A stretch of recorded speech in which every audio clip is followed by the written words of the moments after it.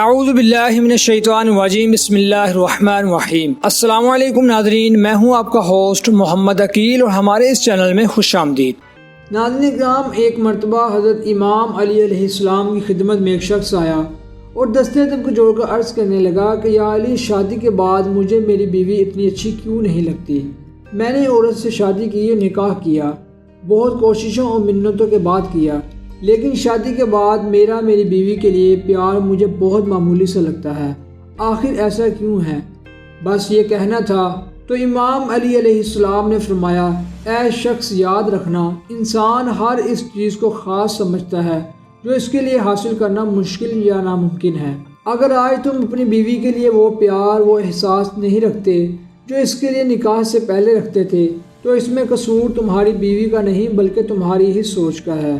اے شخص، دیکھو، اللہ نے تمہیں دیکھنے کے لیے کتنی روشن آنکھیں دی اور سننے کے لیے کان دیے اور چیزوں کو اٹھانے کے لیے ہاتھ دیے، چلنے کے لیے قدم دیے اور بولنے کے لیے زبان دی، لیکن تم روز روز ان نعمتوں کو یاد نہیں کرتے اور ان کا شکر تک نہیں کرتے۔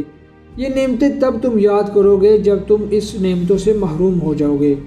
انسان ہر اس چیز کو عام سمجھتا ہے جو اس کے پاس موجود ہو، اور یہی اس کی سب سے بڑی غلطی ہے، اور اس غلطی کے ترازو میں وہ اپنی شادی کو بھی تولتا ہے۔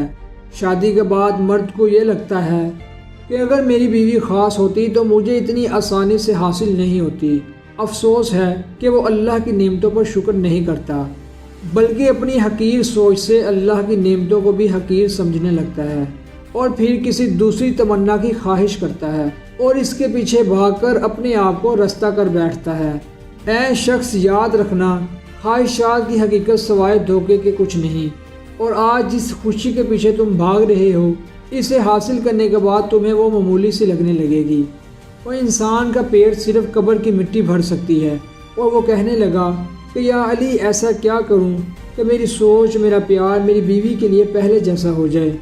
بات جب یہاں تک پہنچی تو امام علی علیہ السلام نے فرمایا، اے شخص، تم اپنے وجود میں یہ سوچ پیدا کرو کہ تمہاری بیوی کو تمہارے لیے اللہ نے منتخب کیا ہے اور قدرت نے منتخب کیا ہے، اور جو قدرت منتخب کرتی ہے، جو اللہ ہی انتخاب کرتا ہے۔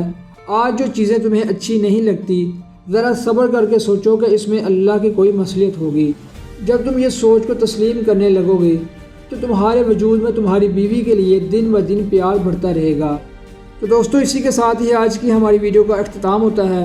ویڈیو پسند آنے کی صورت میں ہمارے چینل کو سبسکرائب اور ویڈیو کو لائک ضرور کیجیے، اور کمنٹس باکس میں ہمیں اپنی رائے کا اظہار کر کے بتائیں کہ آپ کو آج کی ہماری ویڈیو کیسی لگی۔ اپنے دوستوں اور رشتہ داروں کی دنیا کے تمام لوگوں کا بہت خیال رکھیے گا۔ پھر ملتے ہیں ایک اچھی اور نئی ویڈیو کے ساتھ، تب تک کے لیے اللہ حافظ۔